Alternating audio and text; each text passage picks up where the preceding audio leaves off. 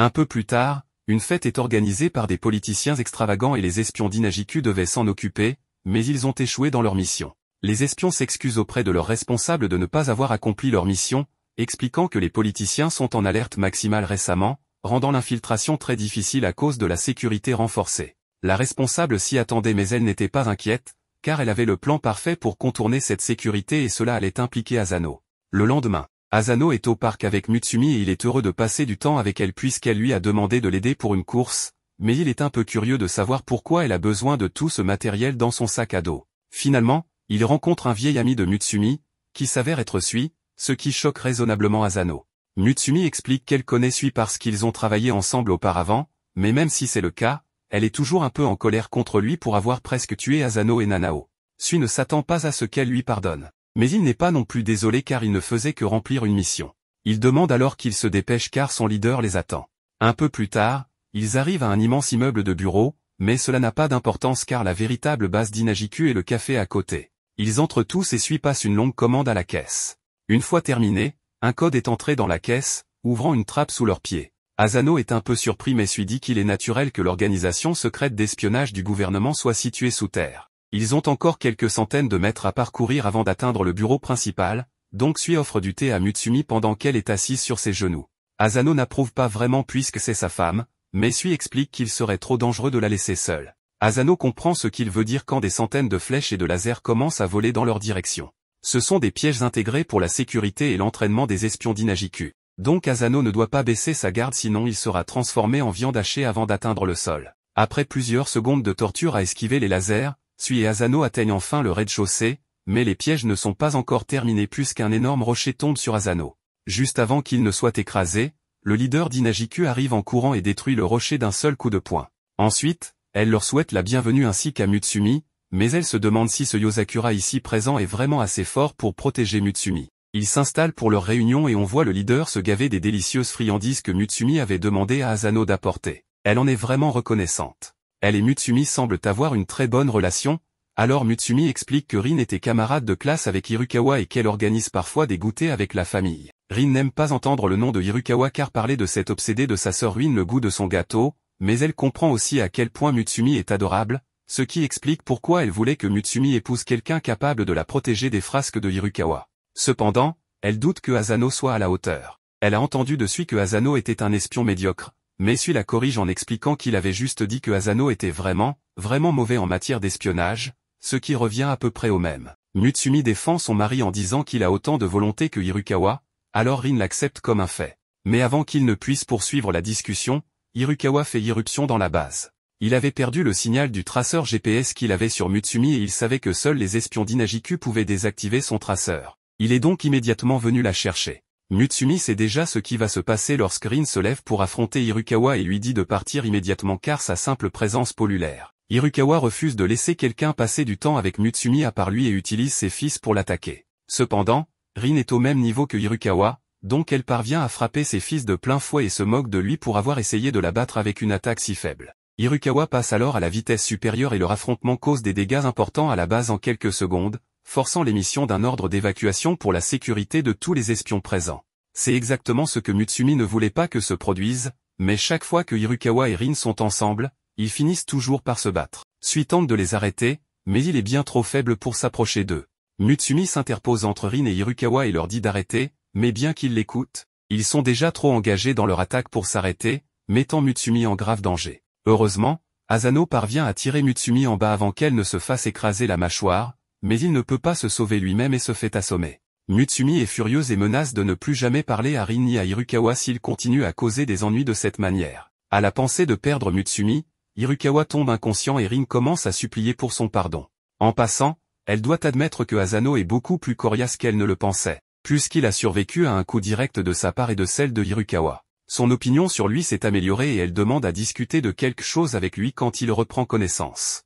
Elle veut que Asano s'infiltre pour enquêter sur un politicien. Ce politicien a fourni une éducation gratuite, normalisé les pensions et réduit les taxes à la consommation, ce qui lui vaut l'amour du peuple. Mais Rin dit que beaucoup de ses succès ont été bâtis sur beaucoup de sang versé. Il a un triplet d'espions les plus dangereux du monde, rouge, bleu et jaune comme bras droit, qui l'aide avec la corruption, les assassinats et toutes les autres magouilles illégales pour gagner la faveur du public. Avec les prochaines élections générales qui approchent, il prépare quelque chose de grand. Il a habilement réussi à faire passer tous ses autres crimes pour des coïncidences jusqu'à présent, mais ils ont récemment trouvé une de ces mini-bombes dans une affaire sans rapport l'autre jour. Bien que petite, elle est encore capable de tuer une personne à bout portant. Il y en a des centaines en circulation, mais même le contrebandier de bombes qu'ils ont arrêté ne sait rien de leur utilisation future. Leur seul indice est une vidéo de l'acheteur portant une perruque et des lunettes de soleil, ressemblant étrangement au politicien en question. Mais il n'y a pas assez de preuves pour l'arrêter encore. Ils ont besoin que Asano se rapproche de lui pour obtenir les preuves nécessaires avant que des gens ne soient blessés.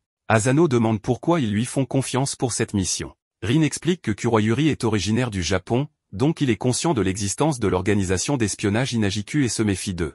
C'est pourquoi ils ont besoin que Asano se déguise en fille pour s'infiltrer. Asano comprend la mission mais ne comprend pas pourquoi il doit se déguiser en fille. Rin lui montre une affiche de recrutement que Kuroyuri a publiée pour une fille aux cheveux noirs, ce qui est exactement ce à quoi Asano doit ressembler. Avant de commencer la mission, Rin rappelle à Asano que le sort de centaines de vies repose entre ses mains, alors il ne doit pas échouer. Asano réussit à se faire embaucher et lors du prochain rassemblement, il est présenté par Kuroyuri à ses fans sous le nom de Yoko Asada. Asano veut juste rentrer chez lui, mais un moment plus tard, des opposants aux politiques de Kuroyuri arrivent et affirment que tout ce qu'il a fait n'a fait qu'élargir l'écart entre les riches et les pauvres. Une émeute éclate à cause de la manifestation et, dans toute la confusion, le haut-parleur manque de tomber sur un homme, mais avant qu'il ne soit blessé, Kuroyuri se jette devant lui et prend le coup à sa place.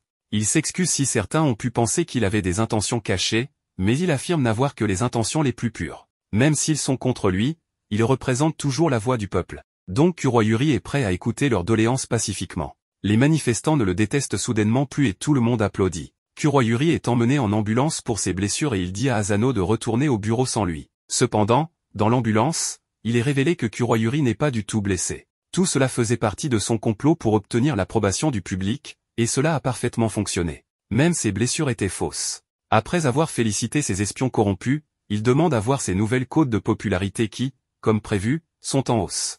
Pendant qu'il célèbre, on voit que Asano était caché là tout le temps. Il a donc la confirmation que Kuroyuri est aussi mauvais qu'il le soupçonnait et il est déterminé à ne pas le laisser s'en sortir. Mais malgré cela, il est presque impossible pour Asano de trouver des preuves de leur crime. Kuroyuri et les triplés apparaissent derrière lui alors qu'il fouille leurs documents. Quand il lui demande ce qu'il fait là, il invente une excuse en disant qu'il voulait juste organiser un peu les choses. En réalité, tout ce qu'il a pu faire, c'est organiser, car peu importe ses efforts, il n'a jamais trouvé la moindre preuve de leur crime, même s'ils en commettent plusieurs devant lui. Avec la menace des bombes toujours présente, il n'a trouvé aucun indice. Asano est vraiment confus sur la manière dont ils peuvent réaliser tout cela alors qu'il les observe tout le temps sans jamais les voir faire quoi que ce soit de suspect. Tout ce qu'ils font, c'est danser toute la journée, même s'ils sont terribles en danse. Cependant, en regardant de plus près, Asano réalise que leurs mouvements ridicules ne sont pas entièrement dus à leur mauvais talent de danseur, mais qu'ils utilisent ces mouvements pour dissimuler un code qu'ils utilisent pour communiquer. Une fois qu'il comprend leur code, il découvre qu'ils parlent de la manière dont ils ont provoqué la chute d'une organisation opposée. Le lendemain, alors que beaucoup de personnes importantes sont réunies dans un auditorium, le plan de Kuroyuri est d'utiliser les bombes là, car beaucoup de gens qu'il ne peut manipuler avec ses sales tours sont rassemblés au même endroit. Il prévoit de tous les éliminer aujourd'hui en plaçant les bombes sous la scène. Sans plus tarder, il appuie sur le bouton pour déclencher les bombes. L'explosion se produit, mais elle a lieu à l'extérieur, dans la fontaine. Asano est soulagé que personne n'ait été blessé, car il n'a pas eu assez de temps pour désarmer les bombes et les jeter dans la fontaine pour minimiser le rayon de l'explosion. Asano pense qu'il a réussi à stopper les plans de Kuroyuri, mais ce dernier a déjà compris que son assistant devait être un espion, car personne ne pouvait savoir pour les bombes. Sui pointe son arme sur Asano et lui dit qu'il a des bombes de secours au cas où quelque chose comme cela arriverait. Il tire sur Asano à la tête et déclenche ses bombes secondaires. Cependant, bien que ces dernières explosent comme prévu, toutes les personnes que Kuroyuri voulait tuer sont toujours vivantes. Elles étaient toutes protégées par un anti-choc avant de pouvoir être blessées, grâce à Asano. Il a survécu en remplaçant les balles du pistolet de Kuroyuri par des fausses, mais il est toujours en infériorité numérique. Kuroyuri est cependant confiant car il a encore les triplés avec lui. Pourtant, Asano n'était jamais seul. Sui surgit et détruit leurs armes en un instant. Lorsque la défaite devient évidente, les triplés abandonnent Kuroyuri avant qu'il ne s'en rende compte, ce qui le met en colère car il les payait très bien pour rester à ses côtés. Il tente encore de se battre, mais en tant que simple crapule, il n'a aucune chance contre Sui. Maintenant que tout est réglé, Sui demande à Asano d'escorter Kuroyuri au quartier général de Inajiku pour qu'il soit remis à Rin. Asano n'aime toujours pas être autour de Kuroyuri, car il est vraiment étrange. Kuroyuri commence alors à parler de la façon dont Asano a surmonté le traumatisme de l'accident qui a tué sa famille et s'est prouvé en devenant un des Yozakura. Mais il est vraiment malheureux que Asano croit encore que ce qui est arrivé à sa famille était un accident. Cela attire l'attention de Asano. Et Kuroyuri continue en disant qu'il sait tout sur l'accident de voiture qui a tué toute sa famille, sauf Asano, qui a survécu miraculeusement. Cependant, les miracles peuvent parfois être le travail des hommes. Entendre tout cela rend Asano très curieux. Il pointe son arme sur la tête de Kuroyuri et lui ordonne de tout dire sur ce qu'il sait de l'accident de sa famille. Quelques jours plus tard, Futaba s'entraîne en travaillant les réflexes d'Asano en lui tirant des balles de baseball avec une espèce de mitrailleuse. Asano a du mal à courir tout en les esquivant. Après cette séance d'entraînement éreintante, Futaba rentre chez lui. Là, il trouve Mutsumi en train de regarder un vieil album photo où tout le monde semble très jeune. Mutsumi montre fièrement l'album à Futaba et Asano. Asano lui demande l'occasion de cette photo, et Mutsumi lui répond que c'était pour célébrer l'obtention de la licence d'espionnage de Nanao. Futaba affirme que c'est une tradition familiale de prendre une photo de famille lorsque quelqu'un obtient sa licence. Asano est curieux au sujet de cette licence d'espionnage, et les filles le regardent avec confusion. Ensuite, Futaba sirote du thé tout en expliquant à Asano qu'une licence d'espionnage est comme une carte de membre délivrée par l'Association des espions. Cette association, fondée au début du XXe siècle par des espions, vise à favoriser l'entraide. Chaque année, des examens sont organisés et ceux qui les réussissent obtiennent leur licence d'espionnage. Futaba montre sa licence dorée, qui est le plus haut grade de licence d'espion. Elle explique à Asano qu'une fois qu'un espion obtient sa licence, il peut obtenir des informations et des recommandations de travail de l'association, ainsi que d'autres avantages. Tout le monde commence au rang de bronze et en passant des examens d'avancement, ils peuvent augmenter leur niveau. À mesure que les niveaux augmentent, les missions deviennent plus difficiles, mais les avantages augmentent également. Asano veut passer l'examen de licence, et Futaba l'encourage à le faire. Kyoshiro arrive à ce moment-là, ayant entendu la conversation. Il dit à Asano que c'est bien qu'il veuille passer l'examen, mais lui rappelle que chaque membre de leur famille l'a réussi du premier coup. Il avertit Asano que s'il ne réussit pas du premier coup, les choses iront mal pour lui. Alors, ils commencent à le pourchasser. Ils entendent Ayaka crier et la trouvent en train de pleurer et de s'excuser auprès de Shion dans sa chambre. Soudain, l'écran géant devant elle s'allume et une scène d'horreur d'un film apparaît. Une seconde plus tard, Mutsumi et Shion comprennent ce qui s'est passé, Futaba est paralysé par la peur. Ses frères et sœurs soupirent en l'emmenant dehors. Futaba est enroulée dans une couverture et Mutsumi révèle qu'elle a extrêmement peur des fantômes car ses pouvoirs ne fonctionnent pas sur eux. Shion raconte comment Futaba a déjà détruit une maison hantée dans le passé. Mutsumi caresse la tête de sa sœur en disant qu'elle redeviendra normale après un peu de repos, mais que c'est plus facile à dire qu'à faire car Futaba est effrayée par le moindre bruit et grimpe sur la tête de Mutsumi lorsque le vent fait vibrer les fenêtres. Shion profite de l'occasion pour parler des prétendues activités paranormales qui se produisent dans la maison récemment parce que Goliath agit étrangement, ce qui effraie encore plus Futaba. Mutsumi arrête Shion avant que Futaba ne s'arrache les cheveux. Après cela, Futaba devient un bébé collant, ayant toujours besoin d'être entouré de ses frères et sœurs. Elle demande même à Shion de l'accompagner aux toilettes. Alors qu'un programme d'horreur s'apprête à passer à la télévision, Shinzo tire sur la télécommande pour changer de chaîne. Kengo essaie de lui jouer des tours et tout le monde le réprimande. Après avoir pris soin de Futaba toute la journée, Mutsumi va se coucher avec elle et demande à Asano de monter la garde pour qu'il puisse dormir en paix. Futaba tremble encore, alors Mutsumi décide de lui lire son histoire préférée pour l'aider à s'endormir. L'histoire est une adaptation moderne d'un célèbre conte populaire japonais. Elle commence par une guerre brutale entre des démons armés et des humains, sans fin en vue. Un jour, une vieille dame trouve un bébé garçon dans une rivière et le recueille. Dès que Mutsumi atteint cette partie de l'histoire, elle s'endort immédiatement, et Asano prend le relais. Il lit l'histoire d'un garçon qui grandit pour devenir l'espoir de l'humanité et finit par tuer son meilleur ami démon lors de la bataille finale. Asano trouve cette histoire un peu ridicule, mais Futaba applaudit à la fin. Elle est redevenue normale et s'excuse auprès d'Asano pour lui avoir montré son côté pathétique. Asano tente de la rassurer, mais Futaba parle de sa mère qui lui lisait cette histoire autrefois. À cette époque, elle n'avait peur de rien, mais après la mort de sa mère, elle a commencé à craindre que, peu importe ses efforts, les choses auxquelles elle tenait finiraient par lui être enlevées. Futaba dit qu'elle se sent comme un échec en tant que fille aînée de la famille Yozakura, car au lieu de protéger ses frères et sœurs, elle doit être protégée. Elle exprime ses insécurités et remercie Asano de l'avoir écoutée. Il lui répond qu'il connaît la terreur de perdre ceux qui lui sont chers, mais que cette peur le motive à devenir plus fort pour pouvoir les protéger. Futaba rit doucement et lui demande d'aller se coucher, car il est déjà tard. Elle le remercie encore et lui souhaite bonne chance pour son examen de licence. Asano quitte la pièce, et Futaba caresse Mutsumi tout en la couvrant d'une couverture. Le jour de l'examen de licence d'espionnage arrive. La première tâche pour Asano et les autres candidats est de courir avec des poids lourds attachés à leurs pieds. Mutsumi regarde tout depuis la zone d'attente et encourage Asano, qui réussit à surpasser tout le monde et à arriver premier à la course. Tout le monde est impressionné par le novice de la famille Yosakura, mais certaines personnes semblent mécontentes de lui. Plus tard, Asano mange des onigiri préparés par Mutsumi, qui lui conseille de bien se reposer avant son prochain test. Le gars à la crête qu'il a battu à la course précédente les observe dans un coin. Il prévoit d'attaquer Asano pour réclamer la prime sur sa tête et se précipite sur lui avec son poignard. Cependant, avant qu'il ne puisse l'atteindre, une rafale de vent le repousse, et un autre participant lui dit que les combats entre concurrents sont interdits. Le gars à la crête maudit le garçon nommé Oshifuru, mais remarque que son couteau s'est cassé, alors il s'enfuit rapidement. Asano remercie Oshifuru, qui lui dit que ce n'est pas nécessaire car il ne faisait que protéger ce qu'il aime. Oshifuru retire un grain de riz du visage d'Asano et le mange tout en tenant des propos salaces. Asano met immédiatement son arme à la tête de Oshifuru, demandant à Mutsumi de se méfier de ce pervers. Oshifuru lui dit qu'il n'a pas besoin d'armes, car Asano l'a déjà touché en plein cœur. Asano est encore plus effrayé, mais Mutsumi semble reconnaître Oshifuru. Elle lui ordonne furieusement de rester loin de son mari, mais Oshifuru dit qu'il est heureux d'être l'amant de rechange. Il tient le visage d'Asano et prend des photos en gros plan. Il a aussi une petite poupée d'Asano faite avec les vêtements et les cheveux qu'Asano a laissés sur les sites de ses missions.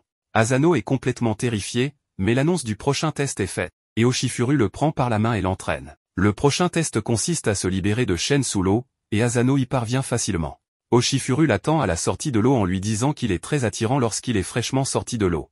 Le test suivant est une partie de cache-cache avec des exécuteurs costauds poursuivant les candidats. Oshifuru trouve Asano et le serre fortement, ce qui fait paniquer Asano et attirer l'attention des exécuteurs. Le test suivant consiste à désamorcer une bombe, et Asano réussit avec du temps en réserve. Mais Oshifuru reste toujours dans les parages pour l'embêter. Le test suivant est un examen écrit où ceux qui donnent des mauvaises réponses sont éliminés en étant tirés vers le plafond. Asano a des difficultés à résoudre l'examen, alors Oshifuru lui montre sa feuille de réponse où toutes les questions sont résolues. Heureusement, c'était le dernier test, et l'examen de licence d'espion se conclut ainsi. Tous les participants se trouvent dans la galerie et sont informés qu'ils peuvent désormais récupérer leur licence d'espion.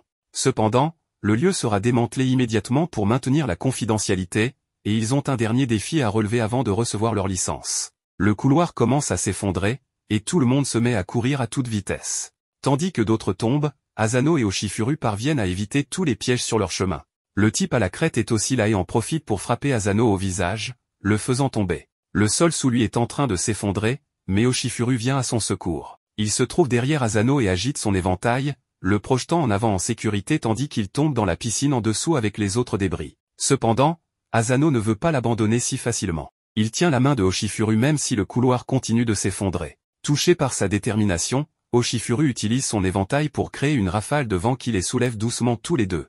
Il atterrit sur un sol stable avec Asano dans ses bras et lui dit qu'il a réussi. Asano est confus, alors Oshifuru se présente comme un espion de rang argent et le surveillant de cet examen. Il explique que, bien que les tests étaient conçus pour vérifier les compétences des participants, un surveillant était assigné à chaque participant pour juger de leur caractère. Le petit vieux qui est le surveillant de tête à crête lui arrache sa licence des mains et lui dit qu'il a échoué, tandis que Oshifuru se dirige vers la plateforme et sort la licence d'Asano. Il déclare qu'Asano a un caractère digne de respect et de confiance, ce qui explique pourquoi il réussit le test. Asano est ravi de recevoir sa licence et pense que Oshifuru plaisantait en disant qu'il avait un faible pour lui. Oshifuru dément cela en disant qu'il est vraiment attiré par lui, mais Asano préfère sauter dans la piscine en dessous. Plus tard dans la journée, une fête est organisée pour célébrer l'obtention de la licence d'espion d'Asano. À ce moment-là, Kyoshiro tombe du toit et explique nonchalamment qu'il a créé des passages secrets dans les murs pour espionner Mutsumi. Les murs étant trop fins, alors il a fini par tomber. Cela fait réaliser quelque chose à Futaba,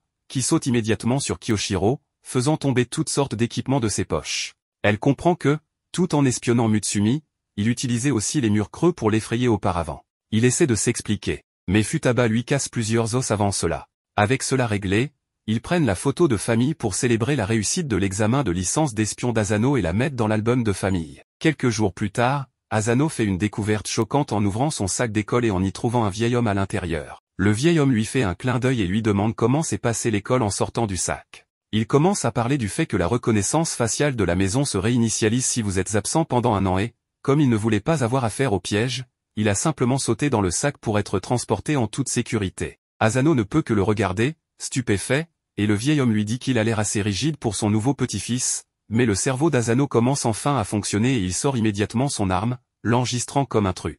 Il tire sur Ban malgré ses protestations et ce n'est qu'après l'arrivée de Mutsumi pour clarifier la situation qu'il croit que Ban est vraiment le grand-père de la famille Yosakura. Ayaka arrive avec des serviettes pour le vieil homme et il commence instantanément à la draguer. Immédiatement après, il rapproche Asano et Mutsumi en disant à cette dernière qu'elle a trouvé un bon mari avec de bons réflexes.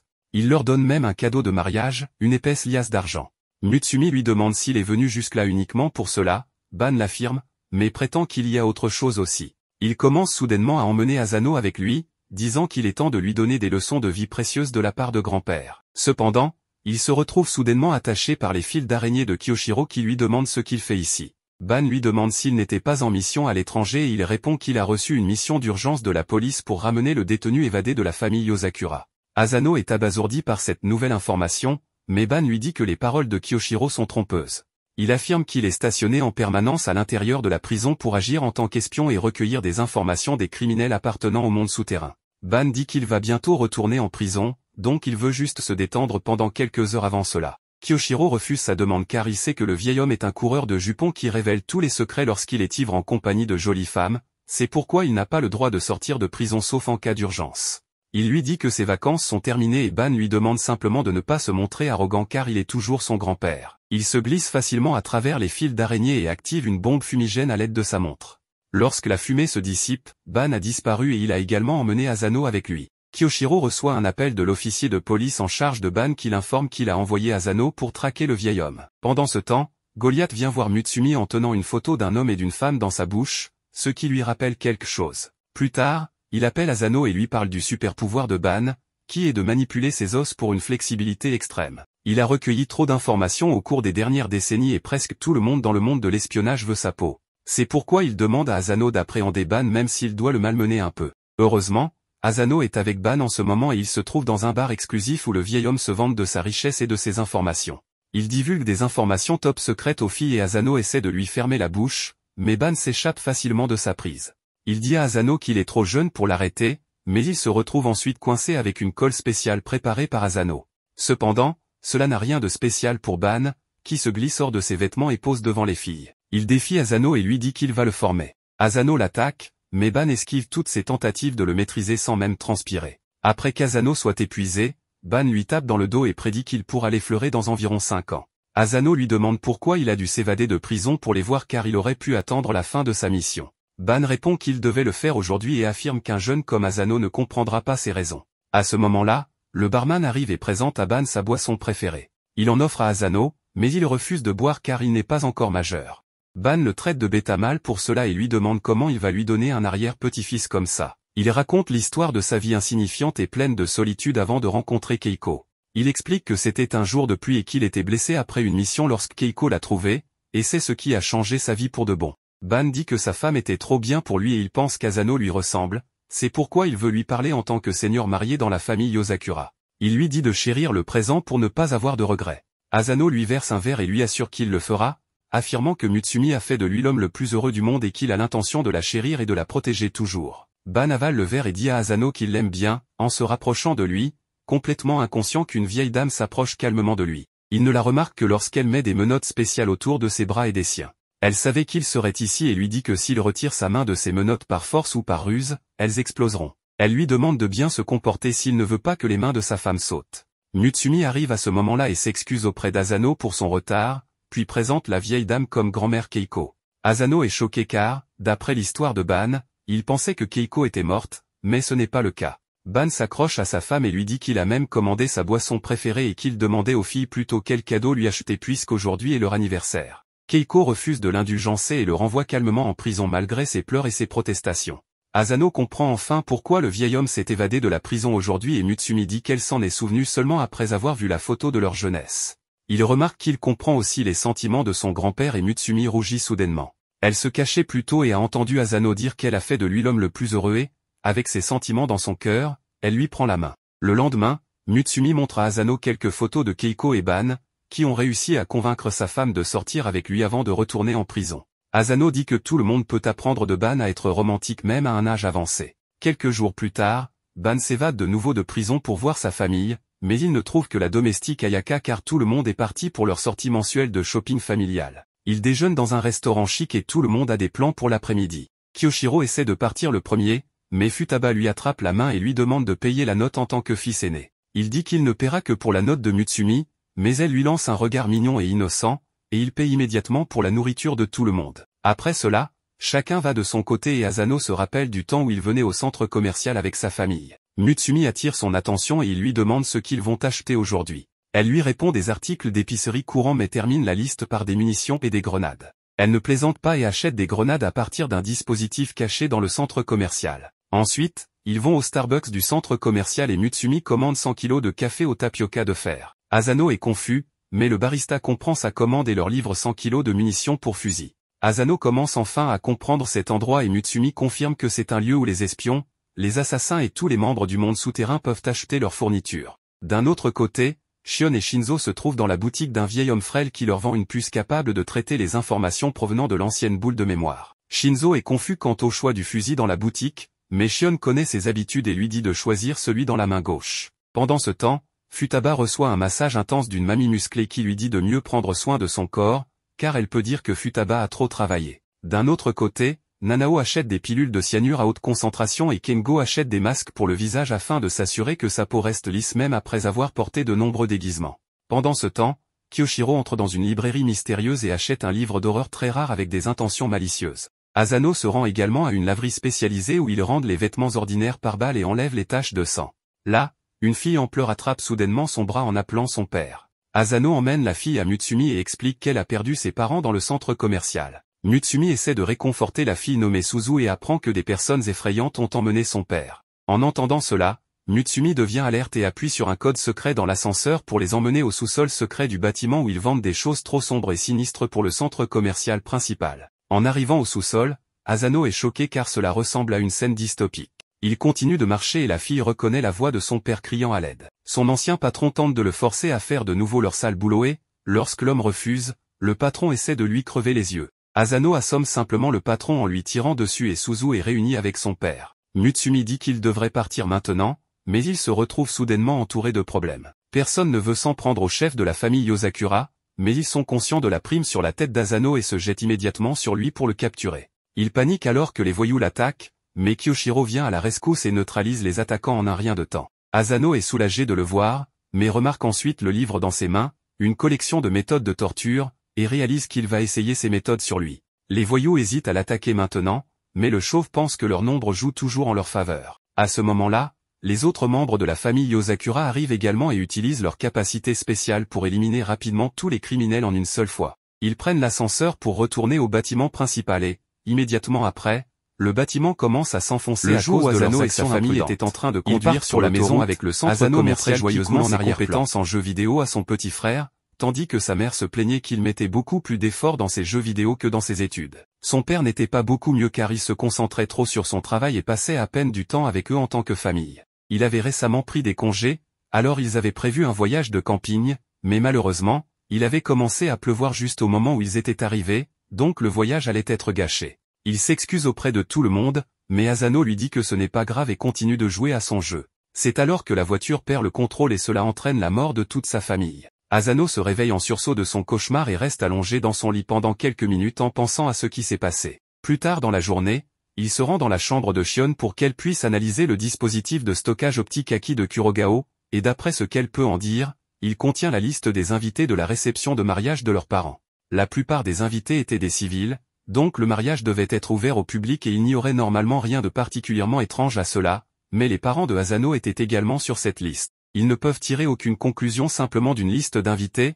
mais une chose que Shion sait avec certitude, c'est qu'il devait y avoir une sorte de connexion entre les Yosakura et les Asano avant leur naissance. Asano semble étrangement calme face à cette révélation, mais depuis que Kurogao lui a dit que quelqu'un était derrière la mort de sa famille, Asano s'est mentalement préparé à tout. En ce moment, il est plus inquiet pour Mutsumi parce qu'elle a failli mourir de choc à l'instant. Elle commence à pleurer et dit à Asano qu'elle pense qu'il devrait divorcer parce qu'elle ne mérite pas d'être mariée à lui. Elle est sûre que ses parents sont morts parce qu'ils se sont impliqués avec sa famille, donc elle se sent coupable à ce sujet. Mais Asano lui prend la main et lui dit qu'ils ne savent pas si la famille Yosakura a causé l'accident et peu importe ce que cela pourrait être, tant que Mutsumi n'était pas directement impliqué, il ne cessera jamais de l'aimer, donc elle ne devrait plus parler de rupture. Mais avec tout cela, Asano veut toujours découvrir la vérité sur ce qui est arrivé à ses parents, alors il demande à Shion de l'aider. Shion dit qu'elle avait déjà prévu de l'aider dès le début puisqu'il est maintenant son petit frère, mais elle n'est pas trop sûre par où commencer puisque cette information est également un choc pour elle. Normalement, toutes les données sur une génération précédente de la famille Yosakura sont effacées pour des raisons de confidentialité, donc le fait que cette liste existe encore signifie que le monde criminel doit être impliqué d'une manière ou d'une autre. Ils n'ont aucune autre piste, donc Shion pense qu'il pourrait valoir la peine de visiter l'endroit où toutes les informations finissent, la bibliothèque des morts. Suivant les instructions de Shion, Asano se rend au parc et trouve une bouche d'égout au milieu du sol. Alors qu'il descend, Shion informe que la bibliothèque des morts est une organisation privée sponsorisée par l'association des espions, donc les informations y sont hautement fiables et il pourrait être en mesure de découvrir la véritable raison pour laquelle ses parents sont morts. Mais cela dit, Shion lui rappelle d'être prudent car des endroits comme celui-ci ne sont jamais faciles à traverser. En entrant, Asano voit un gars en train de lire un livre et de rire, mais le moment suivant, il se fait poignarder à travers la tête par la bibliothécaire qui prend la politique du silence très au sérieux. Asano est content de ne pas avoir fait de bruit par accident et Shion explique que la bibliothécaire s'appelle Michan et qu'elle déteste absolument que quiconque fasse du bruit dans son territoire. Les pénalités varient en fonction de la force du bruit, donc si vous éternuez, elle vous tuera probablement, mais si vous êtes simplement maladroit, elle vous brisera probablement juste un ou deux bras. C'est une espionne de rang argent, donc Asano ne pourra pas la vaincre dans un combat direct. Sa meilleure chance est de l'éviter, mais ça va être pénible car elle patrouille silencieusement dans la bibliothèque. Tant que Asano ne fait aucun bruit, il devrait aller bien. Même son écouteur risque d'agacer Michan, donc Shion va réduire le volume au maximum. Alors que Asano se faufile dans la bibliothèque, il voit Michan tuer un gars simplement parce qu'elle n'aime pas sa tête, ce qui semble injuste. Asano continue de chercher dans la bibliothèque tandis que de plus en plus de personnes se font tuer pour avoir fait le moindre bruit. Asano fait accidentellement tomber un livre en cherchant et cela aurait suffi pour le faire tuer, mais heureusement, il l'attrape avant qu'il ne fasse de bruit, au grand soulagement de tout le monde autour. Asano continue de chercher, mais la façon dont les choses sont organisées ici est si compliquée qu'il a du mal à trouver quoi que ce soit. Finalement, il trouve le dossier contenant tous les enregistrements civils des 10 dernières années et à l'intérieur, il trouve les dossiers appartenant à son père,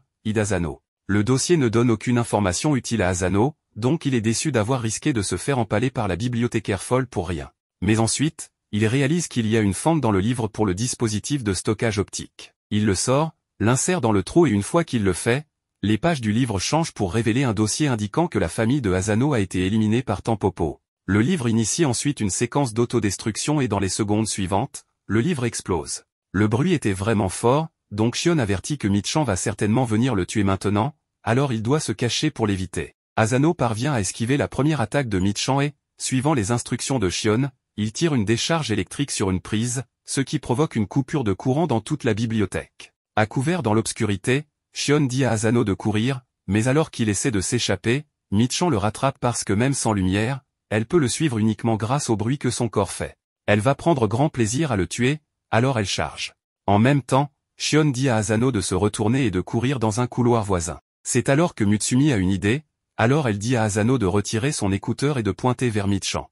Une fois qu'il le fait, elle augmente le volume au maximum et crie dans le micro, assommant Michan. Mutsumi avait compris que Michan devait être sensible au son, ce qui explique pourquoi elle est dérangée par les moindres perturbations. Donc, l'écouteur de haute qualité de Mutsumi a pu submerger ses oreilles et la faire s'évanouir. En dehors de l'expérience de mort imminente, Asano a pu obtenir un indice sur les tueurs de ses parents. Il va donc plus tard voir Kyoshiro pour obtenir de l'aide pour retrouver Tampopo. Cependant, Kyoshiro profite de l'occasion pour infliger de la douleur à Asano. Alors que Asano est ligoté, Kyoshiro mentionne qu'il a entendu parler de Tampopo avant et que la famille de Asano n'était pas la seule à en être victime, car ce sont aussi eux qui ont tué la mère de Mutsumi. Kyoshiro a utilisé toutes les ressources disponibles de la famille Yosakura pour les traquer, mais n'a toujours trouvé aucun indice sur eux. Tout ce qu'il sait, c'est qu'ils sont une organisation puissante qui cible Mutsumi et que tous leurs membres ont des tatouages de pissenlit sur leurs mains. Cela a été incroyablement frustrant pour Kyoshiro, mais Asano lui demande de ne pas prendre ses frustrations sur lui. Kyoshiro se calme un peu et mentionne maintenant qu'il doit remercier Asano, car sa révélation récente sur l'implication de Tampopo dans la mort de ses parents l'a aidé à affiner ses propres recherches. Puisque le père de Asano travaillait dans le domaine médical, Kyoshiro a pu découvrir qu'au cours des mois entourant la mort de la famille de Asano, 15 autres professionnels de la santé sont morts dans des accidents similaires. Et la seule chose que tous ces gens avaient en commun, c'est qu'ils avaient tous eu une interaction avec le directeur de la clinique Kawashita Makoto. Il n'est peut-être pas nécessairement le cerveau derrière le complot, mais il est certainement impliqué d'une manière ou d'une autre. Tampopo a tué leur mère, la famille de Asano, et maintenant ils sont également après Mutsumi. Kyoshiro demande donc à Asano s'il aimerait se joindre à lui pour exposer la vérité sur Tampopo et Asano est évidemment partant. Asano se fait passer pour un vieil homme souffrant d'une maladie chronique, comme la maladie de l'homme, ou quelque chose comme ça, et Mutsumi se fait passer pour sa vieille femme, ce qui l'amuse beaucoup. Ils entrent à l'hôpital et Mutsumi s'inquiète car Asano agit vraiment comme un vieil homme, mais quand elle lui demande ce qui ne va pas, Asano explique simplement que Kiyoshiro l'a forcé à porter des poids lourds pour cette mission, même si cela pourrait être dangereux. Mutsumi va donc avoir un mot avec lui quand ils rentreront. Asano est appelé ensuite, alors Mutsumi le conduit en fauteuil roulant jusqu'au médecin, et il se retrouve face à face avec Makoto. Makoto lui fait un examen et dit que tout semble normal, mais il est impressionné qu'un vieil homme comme lui ait encore toutes ses dents. Makoto dit à Asano qu'il fera de son mieux pour lui fournir les meilleurs soins possibles, donc s'il a besoin de quoi que ce soit, il doit juste le lui faire savoir. Asano est ensuite emmené dans sa chambre, et rien de tout cela n'a de sens pour lui puisque Makoto semblait vraiment investi à s'assurer que ses patients reçoivent de bons soins. Mais Mutsumi profite simplement de l'occasion pour passer du temps avec Asano et agir comme sa femme. Elle espère qu'ils n'auront plus à faire face à des assassinats et des primes, pour qu'ils puissent passer du temps comme ça quand ils seront vraiment vieux, et Asano pense qu'il pourrait aussi aimer ça. Plus tard dans la nuit, Makoto finit sa journée et rentre chez lui, alors Asano passe à l'action et se prépare à s'introduire dans le bureau de Makoto. Une fois à l'intérieur, il examine l'ordinateur et, bien qu'il ressemble à un ordinateur ordinaire, il a beaucoup de dossiers vides qui semblent déplacés, un historique de navigation impeccable et des systèmes de sécurité inutilement élevés. Avec l'aide d'un gadget technique de Shion, il est capable de scanner le disque dur et de localiser des fichiers concernant quelque chose appelé le projet Somei Yoshino. Cela parle de comment la famille Yosakura est connue pour ses capacités surhumaines, mais le mécanisme derrière est en fait assez simple. Le corps du chef de la famille Yosakura produit une protéine connue sous le nom de soménine, et cette protéine est ce qui permet aux membres de la famille Yosakura de développer des sens et des capacités surhumaines à un jeune âge. Cependant, les effets de cette protéine ne sont pas exclusifs à la famille Yosakura, car c'est également un agent dopant efficace pour les personnes normales. Cependant, elle ne peut pas être créée synthétiquement, donc si Tampopo souhaite la produire en masse, ils doivent mettre la main sur la source naturelle de cette protéine, le cœur de Mutsumi Yosakura. Asano est choqué par cette révélation, mais en même temps, Makoto s'approche furtivement de lui et le plaque au sol avec un scalpel pointé sur lui. Makoto avait entendu des rumeurs, mais il est surpris que l'assassinat de Asano ait réellement échoué. Asano lui demande s'il est celui qui a tué sa famille et la mère de Mutsumi, mais Makoto ne voit aucune raison de répondre à une question triviale comme celle-là, puisqu'Asano sera bientôt mort. Il tente de poignarder Asano à la poitrine, mais le scalpel est bloqué par les poids que Kiyoshiro a forcé Asano à porter. Asano repousse Makoto et lui tire une décharge électrique, mais la décharge ne semble rien faire à Makoto. Au lieu de cela, il l'annule et déclenche une grenade éclair avant de fuir la pièce avec l'ordinateur portable et toutes les informations qu'il contient. Asano est déçu que Makoto ait réussi à s'échapper, mais au moins, il a réussi à copier beaucoup de données du disque dur sur la clé USB de Shion.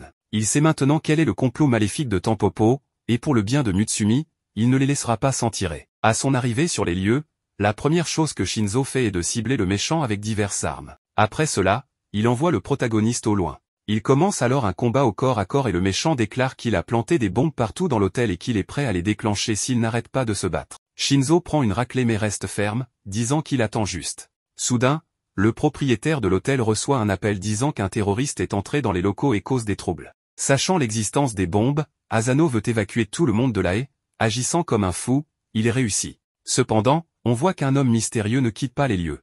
Une fois l'évacuation terminée, Shinzo commence à se battre sérieusement et sort un gigantesque pistolet à rayon que seul lui et sa famille peuvent utiliser. Le méchant est confiant de pouvoir esquiver, mais Asano a déjà piraté les bombes et les caméras sur place ainsi que l'immobilisation de l'homme. Après avoir dit qu'il a perdu parce qu'il a ignoré son frère cadet, Shinzo tire et vainc son ennemi. Makoto a déjà prévu qu'imiter les pouvoirs de la famille Yosakura ne suffirait pas, mais il déclare qu'il est temps pour un vrai de passer à l'action. Asano pense que c'est fini et alors qu'il s'en va, il trébuche, mais un homme l'attrape. Cet homme dit que le protagoniste est blessé et dit à Asano de prendre soin de lui-même, car s'il a un corps faible, il ne pourra pas protéger les gens qu'il aime. Après cela, l'homme mystérieux par Shinzo apparaît. Cependant, soudainement, diverses blessures apparaissent sur le corps du garçon et il s'effondre, saignant. Il a été touché par balle à plusieurs reprises et sans les premiers soins de Shinzo, Asano serait déjà mort. Même dans cette situation tendue, Kiyoshiro décide de dessiner des images inappropriées sur le visage du protagoniste, alors Futaba le frappe pour laisser Asano se reposer.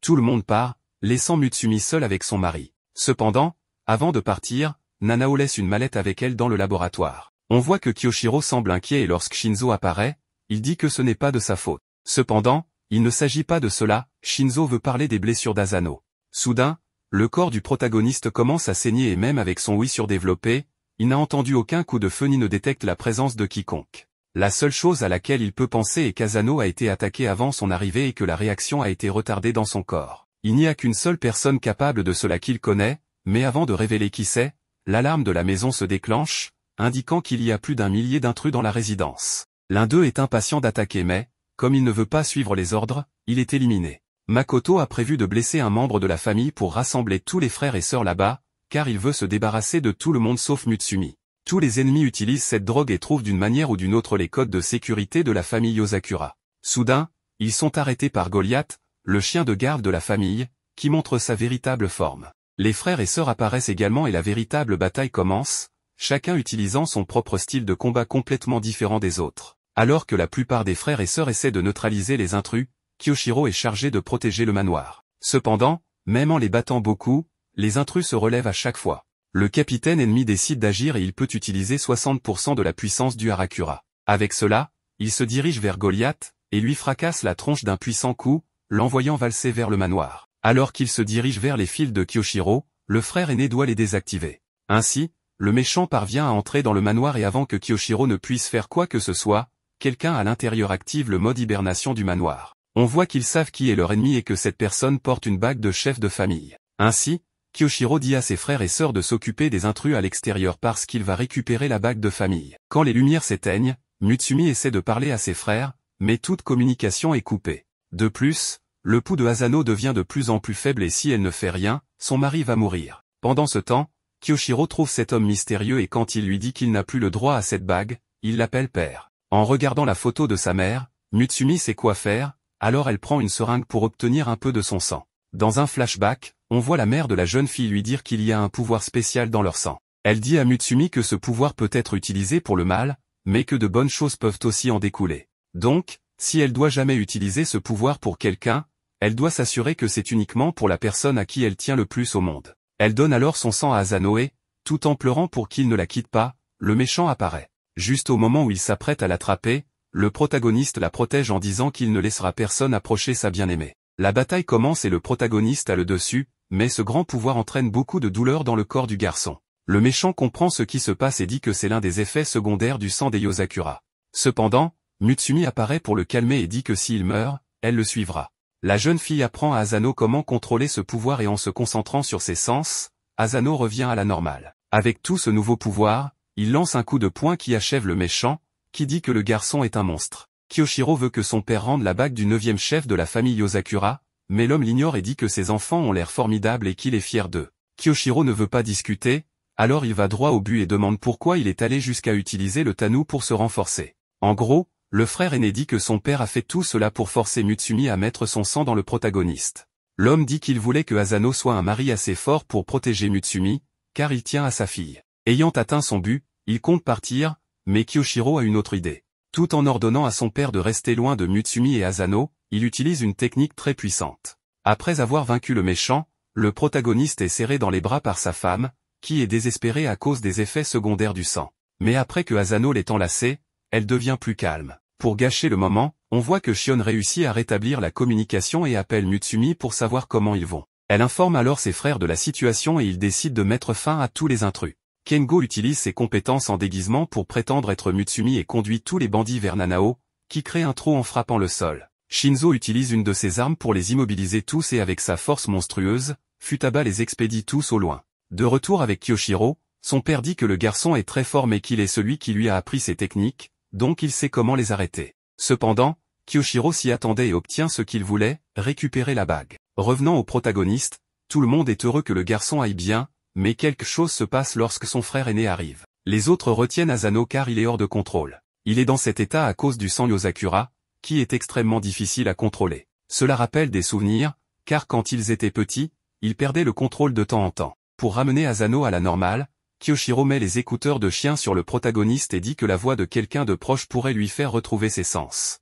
Kyoshiro dit à Mutsumi de chanter. Les autres frères et sœurs sont désespérés d'entendre cela et on voit que Kyoshiro voulait juste entendre sa sœur chanter. Puisqu'elle voulait tellement sauver son bien-aimé, Mutsumi accepte et les dégâts sont si importants que même certains oiseaux en meurent. Cependant, le protagoniste revient à la normale et on voit que tout le monde est heureux de son retour. En raison des effets secondaires du sang de Yosakura, Asano éprouvait diverses douleurs dans son corps en se levant. Mutsumi préparait le petit déjeuner jusqu'à ce que Nanao apparaisse et lui remette la recette pour soulager les douleurs de Asano. Lorsque le protagoniste est apparu, il a prétendu ne pas avoir mal, mais les crampes sont revenues. Comme elle n'allait pas à l'école, elle a demandé à Nanao d'accompagner Asano au cas où quelque chose arriverait à son mari. Le protagoniste était nerveux à ce sujet car il serait étrange qu'une personne de cette taille soit à l'école. Cependant, nous découvrons que ce n'est pas la vraie forme de Nanao. En injectant quelque chose dans son corps, Nanao est devenu beaucoup plus petit et nous avons découvert qu'il est le plus jeune de la famille et est allé à l'école avec Asano. Le protagoniste n'en revenait toujours pas. Nanao a expliqué davantage sur ses pouvoirs qui impliquent l'immunité. Il a un corps unique qui peut neutraliser le poison et se renforcer physiquement, même si ce n'est pas facile à contrôler. À cause de cela, il passe la plupart du temps sous la forme que nous avons vue auparavant. Quand il va à l'école, il a besoin d'un médicament qu'il a inventé et qui supprime sa mutation. En arrivant à l'école, le protagoniste a vu que Nanao est bien apprécié par ses camarades. De retour au manoir Yozakura, Mutsumi préparait quelque chose qui semblait extrêmement toxique. En se rendant à sa salle de classe avec ses camarades, Asano a reçu un appel de Nanao parce que le garçon avait besoin d'aide. Avec cela, le protagoniste est allé au laboratoire de biologie et en trouvant Nanao, il a vu que la mutation était hors de contrôle. Pour l'aider, Asano lui a donné un médicament et lorsque le garçon est redevenu normal, Kitasato est apparue. Elle est l'amie de Nanao et fait aussi partie du club de biologie. Inquiète pour sa santé, elle a mesuré sa température avec son front, ce qui l'a rendue très embarrassée. Lorsqu'elle est partie, nous avons vu que la fille n'avait même pas remarqué la présence de Asano, ce que Nanao a expliqué par le fait que la fille n'était pas intéressée par les humains ou tout autre mammifère. Essayant de rester en contrôle, le garçon a pris divers médicaments et, ayant besoin de se calmer, a commencé à réciter la séquence de base de son ADN. Il fait cela pour rester calme car, comme tous les humains ont cette même séquence, il peut penser à lui-même comme une personne normale. Pensant qu'il devrait mettre fin à cette farce, il a envisagé d'utiliser un vaccin permanent. S'il l'injectait dans son corps, il ne serait plus jamais instable, mais il resterait dans cette grande forme pour toujours. Comprenant que Nanao devrait perdre la vie ordinaire qu'il aimait tant, Asano l'a arrêté et en pleurant a dit qu'il l'aiderait. Ainsi, tout au long de la journée, chaque fois que Nanao était sur le point de perdre le contrôle, le protagoniste trouvait un moyen de lui injecter le vaccin, même pendant un match de baseball. Cependant, lorsque Kitasato est allé dans la salle du club, son serpent de compagnie a fini par manger l'un des médicaments de Nanao et, à cause de cela, est devenu géant et hors de contrôle. De retour au manoir, les amis espions de la famille sont apparus et ont décidé de goûter quelques boulettes de riz préparées par Mutsumi. Asano gardait Nanao calme grâce à des techniques d'acupuncture qu'il avait apprises. Le garçon était très heureux de l'aide du protagoniste, mais ils ont remarqué que certains animaux du laboratoire de biologie étaient là. En arrivant dans la salle, ils ont vu que Kitasato était par terre et que tous les autres animaux s'étaient échappés de leur cage. Après avoir constaté que la fille allait bien, Nanao s'est rendu compte que le basilic avait mangé l'un de ses médicaments, à cause d'une de ses écailles qui était hors de contrôle.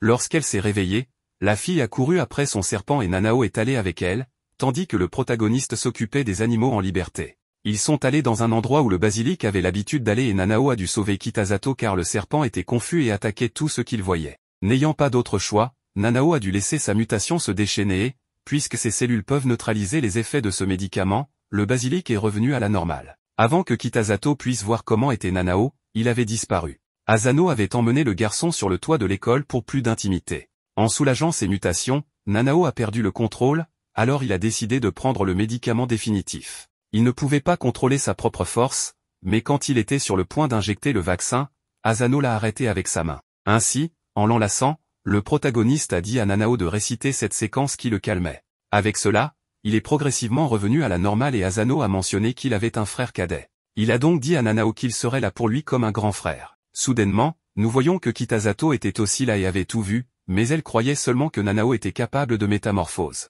Quant à leur proximité, elle ne soupçonnait pas qu'ils faisaient partie de la même famille, mais pensait que Asano voulait rejoindre le club de biologie, alors elle l'a attrapé pour remplir son formulaire d'inscription.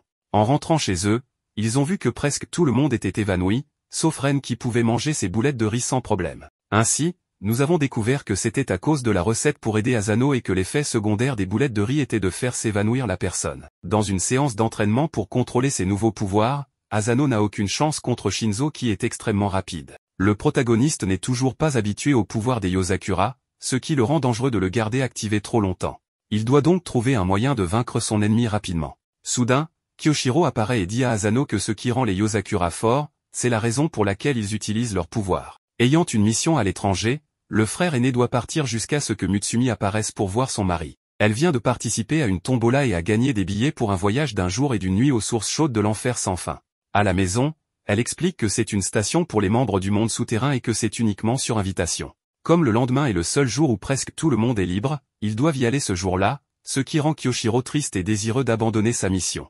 Cependant, puisqu'il ne peut pas le faire, Futaba l'oblige à partir en mission. Lorsque Mutsumi lui souhaite bonne chance, Kyoshiro se dépêche de terminer la mission le plus rapidement possible. Toutefois, en revenant vers eux, il dit à Asano de ne même pas penser à se baigner avec Mutsumi, sinon il le déchirera en morceaux. Utilisant une voiture modifiée par chien, ils partent pour la station et le voyage est si dangereux que Shinzo a peur. La voiture se transforme même en sous-marin pour les amener à l'emplacement. Asano remarque que les gens là-bas n'ont pas l'air amicaux du tout, mais Futaba dit qu'il est interdit de se battre ou de se tuer à la station. Soudain, en voyant les Yozakura, certains hommes deviennent très en colère car ils appartiennent à un groupe que Kyoshiro a détruit. Ainsi, avec la confusion sur le point de commencer, le protagoniste décide d'agir mais Emma apparaît et les arrête. Elle est la réceptionniste du lieu et les conduit à leur chambre, séparées par genre. Immédiatement, Shinzo et Kengo courent sécuriser leur place près de la fenêtre, ce qui semble être une tradition Yozakura. Cependant, en utilisant sa mignonnerie, elle obtient la place de Shinzo et lorsque le protagoniste mentionne que cela lui rappelle des voyages en famille avec son petit frère,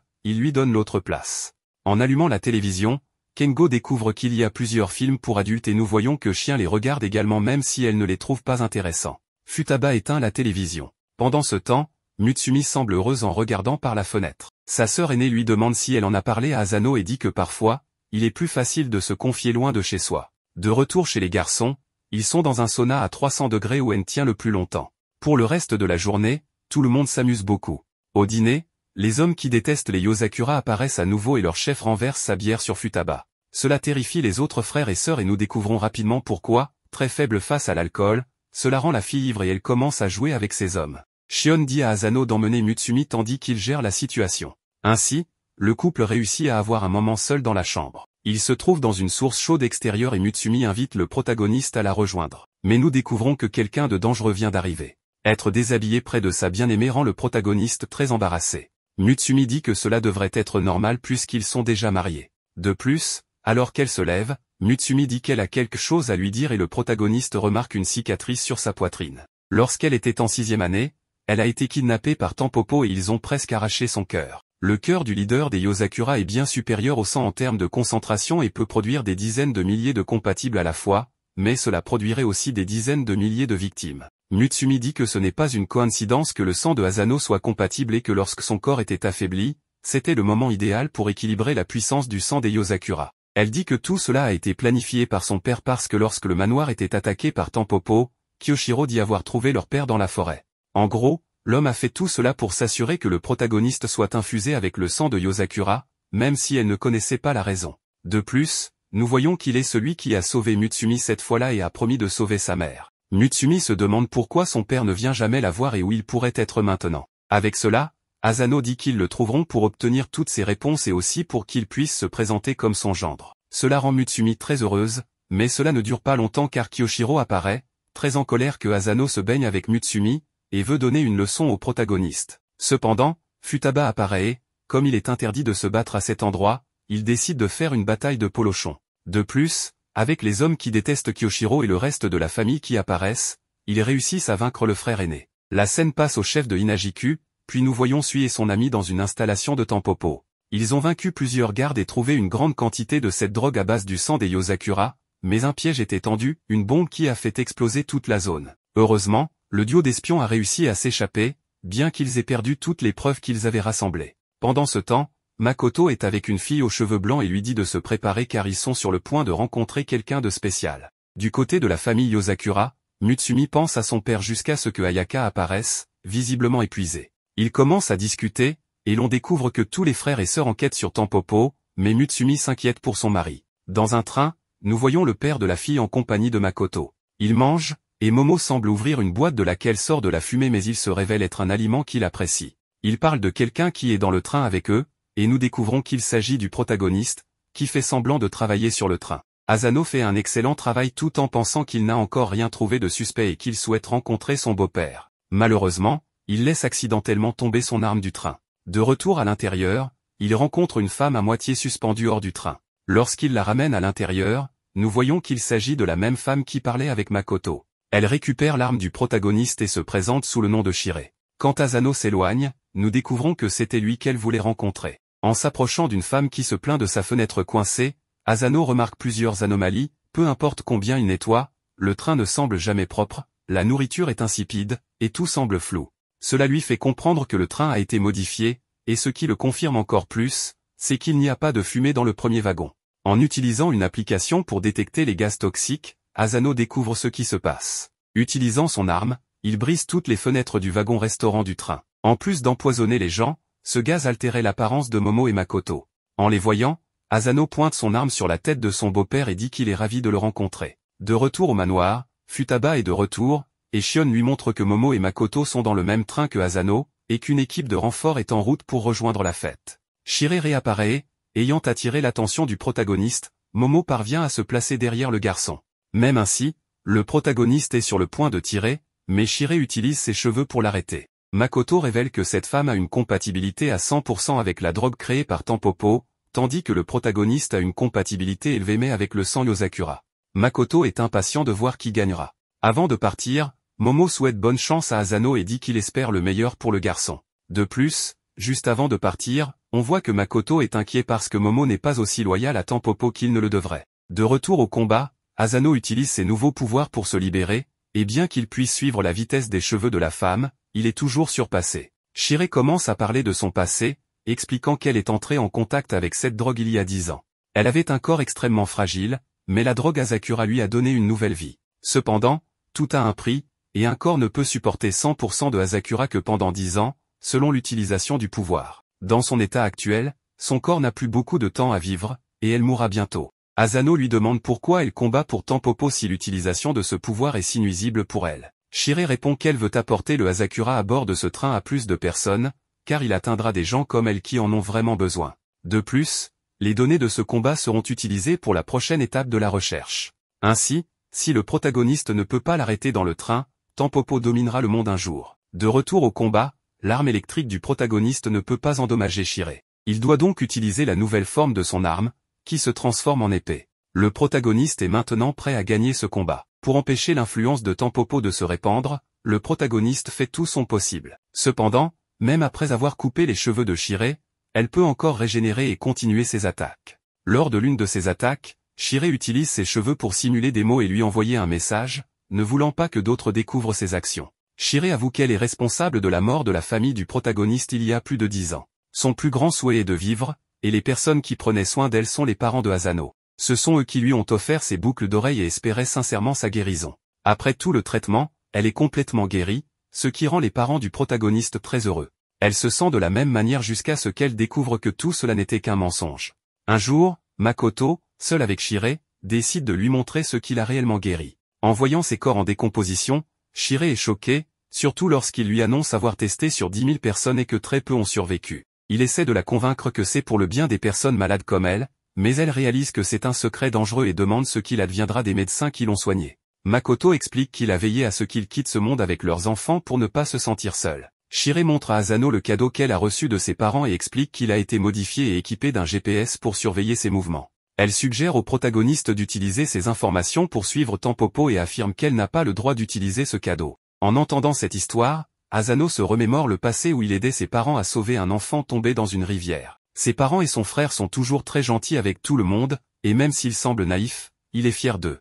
Cependant, ce jour-là, sa famille est arrachée et il ne peut rien faire pour les protéger. En proie à la colère, le pouvoir du sang Yozakura en lui augmente, et Makoto observe cela à l'aide de son drone. Cependant, Momo explique que le garçon est hors de contrôle à cause de ses émotions. Bien que cela le rende plus fort, il ne peut pas utiliser cette force à son avantage, mettant sa vie en danger. Les attaques de Asano devenant plus prévisibles, Shiré parvient à le capturer. Toutefois, en se remémorant sa nouvelle famille et son désir ardent de les protéger, le protagoniste se libère pour stabiliser son sang et ses pouvoirs. Le garçon se coupe la jambe pour se calmer, puis décide d'utiliser sa technique finale, qui ne peut être utilisée qu'une seule fois en raison de sa force actuelle. Ainsi, le protagoniste vainc Shiré, faisant voler ses boucles d'oreilles et lui rappelant tous les moments heureux passés aux côtés des parents d'Asano. Dans les bras d'Asano, Shiré commente que celui-ci est trop bon, car malgré tout ce qu'il a appris, il n'a pas pu se résoudre à la haïr. En réponse, Asano remet une de ses boucles d'oreilles et lui dit que ses parents ont toujours parlé en bien d'elle. Il lui explique que la mort de sa famille n'est pas de sa faute et la remercie pour avoir conservé les souvenirs de ses parents tout ce temps.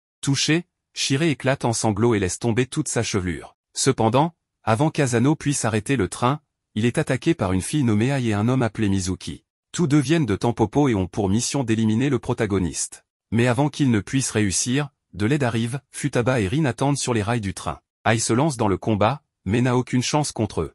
Mizuki remarque que ces deux-là sont trop puissants pour eux, et leur attaque directe serait vouée à l'échec. Il crée un nuage de poison, mais cela est également inefficace, car Rin projette Futaba vers le train et, en plus de dissiper le poison, elle fait envoler tout le train. Avec cela, il sauve Asano, et les vilains peuvent s'échapper. Lorsque tout est calme, Ai note que Shiré est dans un état pitoyable, mais Mizuki commente que la fille semble en paix. De retour chez eux, Futaba félicite Asano pour son excellent travail malgré son manque d'expérience et exprime sa grande fierté. Dans la cachette de Tampopo, Ai était en train de donner une raclée à Makoto, qui malgré le fait qu'il soit un excellent chirurgien, était terrible au jeu de cartes. Soudain, 3 autres membres de Tampopo sont apparus, une femme grincheuse, un homme qui ne parlait pas, et un garçon au pouvoir de glace qui a commencé à jouer avec Ai. Pendant ce temps, au manoir Yozakura, ils étaient en communication avec Rin, qui avait trouvé la cachette des méchants. Ils se trouvaient sur une île déserte qui abritait autrefois une base militaire pendant la Première Guerre mondiale. Elle les a localisés grâce à la boucle d'oreille de Shiré et a découvert que Tampopo avait une grande quantité de drogue à Sakura. Bien qu'ils ne connaissaient toujours pas les plans actuels des méchants, Rin a dit qu'ils attaqueraient dans une semaine, et comme plus d'alliés signifie mieux, en plus de Inajiku, Futaba avait l'intention de demander de l'aide à l'association des espions pour se préparer. Kyoshiro a dit à tout le monde de devenir plus fort parce qu'il voulait un taux de réussite de 100%, amorçant ainsi la mission d'attaque qui unirait toute la famille Yozakura et leurs alliés. Regardant son arme, Asano pensait à la bataille qu'il avait menée et à la nécessité de devenir plus fort. Soudain, Ban est apparu d'un tiroir et Keiko était là aussi. En entendant parler de la bataille à venir, les grands-parents sont apparus pour aider. Le grand-père avait l'intention d'entraîner Asano, alors ils se sont rendus dans la même arène d'entraînement. Il se souvenait du passé, quand il s'entraînait avec Momo, la personne qui l'avait le plus impressionné par la rapidité avec laquelle il apprenait tout. Avec Momo, ils étaient les hommes qui avaient épousé le leader de la famille Yozakura. Ban devait donc s'assurer que Asano était suffisamment fort pour se battre sans désavantage. Il a mentionné que le protagoniste n'utilisait que le sang de Yozakura pour renforcer sa force physique et qu'il était novice en la matière. Ban a expliqué la technique consistant à transférer une partie de ce pouvoir à une arme, permettant ainsi de contrôler la force de la balle et le moment où elle exploserait. Essentiellement, c'est ce que Momo a fait avec le protagoniste, et comme Ban ne voulait pas que Asano revive cela, il a décidé de lui apprendre à maîtriser cette technique. Avec cela, il a commencé à tirer sur le protagoniste, et comme Ban pouvait contrôler la force de la balle, ce n'était pas mortel, bien que cela fasse très mal. Ainsi, l'entraînement de Asano a commencé et il devait être prêt à résister à 1 million de tirs. La scène a ensuite montré ce que faisait le reste de la famille. Kyoshiro parlait à Seiji et Rin de sa capacité. La femme ne pouvait pas utiliser les fils, alors elle a fini par couper le bandage sur sa main, révélant qu'elle avait autrefois fait partie de Tampopo. Kyoshiro a suggéré que Kengo pourrait aider à cacher la marque avec de la peau synthétique, mais Rin a refusé, disant que Tampopo continuait d'enlever et de modifier des personnes, alors elle ne retirerait la marque que lorsqu'il serait vaincu. C'est pourquoi elle a fondé Inajiku, pour s'assurer que personne d'autre ne finirait comme elle. En plus d'elle, Suioga avait également la marque parce qu'ils étaient des orphelins qui avaient été modifiés. Rin les a sauvés avec plusieurs autres enfants, qui sont morts quelque temps plus tard à cause de la drogue. Nanao analysait le sang des deux et comprenait à quel point leur sang était similaire à celui des Yozakura. Il pensait qu'il serait peut-être possible de trouver un moyen de réparer les dégâts causés par Asakura sur leur corps. Nanao les remercia d'avoir servi de cobaye, mais Sui le remercia pour son aide, se rappelant quand ils avaient tenté de le tuer, en disant que ce n'était rien comparé à ce qu'ils avaient essayé. Cependant, Nanao ne leur en voulait pas, sachant qu'ils ne faisaient que leur travail. Il ajouta également qu'il ne pouvait pas le tuer si facilement parce qu'il était un Yozakura. Kengo se trouvait dans un magasin, profitant du meilleur de tout, et comme le patron n'aimait pas le servir, le garçon utilisa le déguisement de Mutsumi pour le convaincre de continuer à le chouchouter. Pendant ce temps, Shinzo construisait de nouvelles armes, et Ayaka l'assistait en apportant un soutien moral, ce qui semblait fonctionner contrairement aux attentes. Futaba n'avait pas réussi à obtenir le soutien des espions de niveau or, car ils étaient déjà en mission. Cependant, Oshifuru était là et a dit qu'elle ferait tout pour aider son bien-aimé Asano.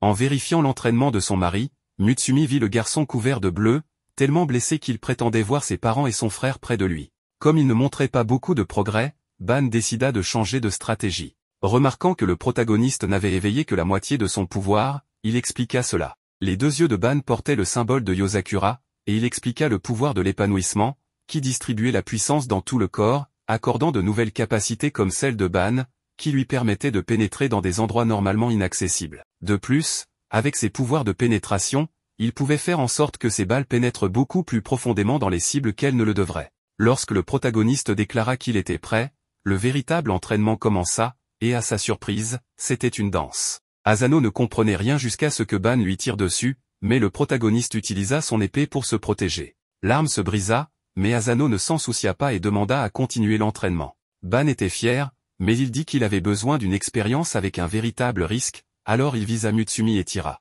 Cela éveilla l'épanouissement complet de Asano, qui arrêta la balle avec sa main, ne comprenant pas encore complètement ce qui était arrivé à son corps. Ban comprit le nouveau pouvoir du protagoniste. Contrairement à lui, qui avait l'habitude d'esquiver les choses, Asano affrontait toujours ses problèmes de front, donc son épanouissement était un corps extrêmement puissant destiné à protéger Mutsumi.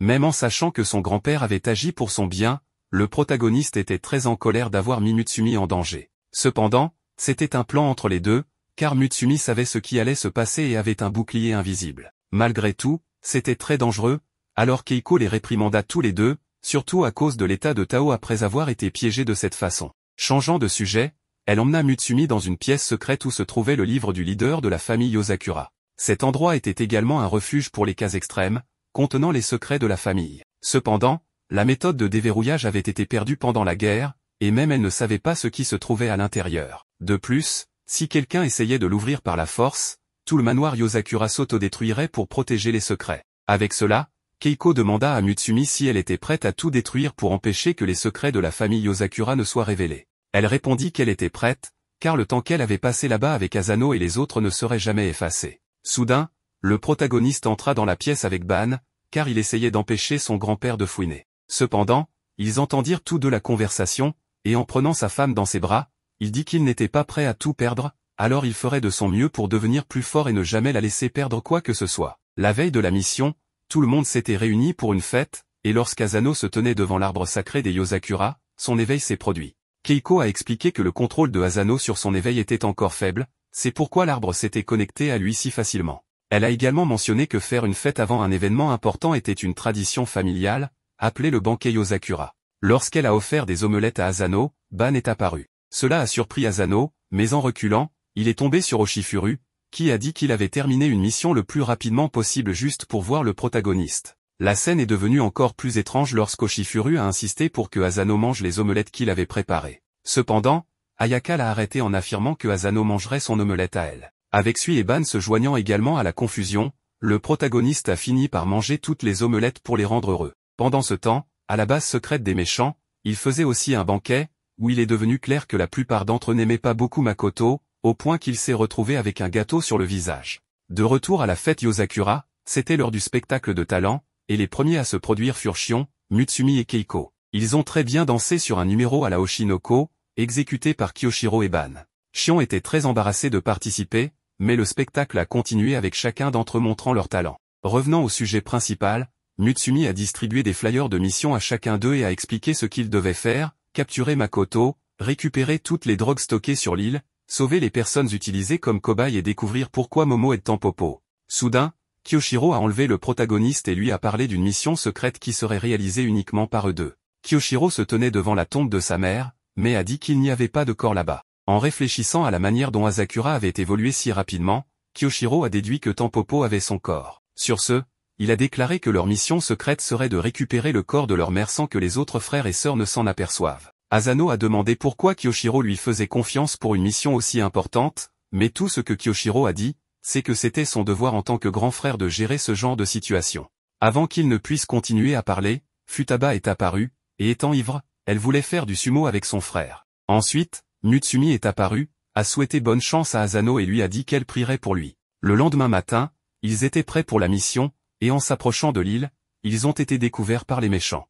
Makoto a demandé comment il les avait trouvés, et Momo a expliqué que c'était grâce à Shirei. Lorsque le leader a demandé pourquoi il ne l'avait pas mentionné avant, Momo a répondu qu'il ne l'avait pas demandé. À ce moment-là, Akai est monté à la surface pour attaquer les ennemis, et avec son efficacité de 152% avec Asakura, il a lancé une attaque de feu très puissante. Cependant, cela n'était rien pour Futaba, qui a provoqué une explosion en arrêtant l'attaque. Ainsi, ils sont entrés dans la cachette, Mais il était clair que cela ne suffisait pas pour vaincre Aïe. Futaba a alors ordonné à Goliath de partir, car elle allait gérer cet ennemi seule.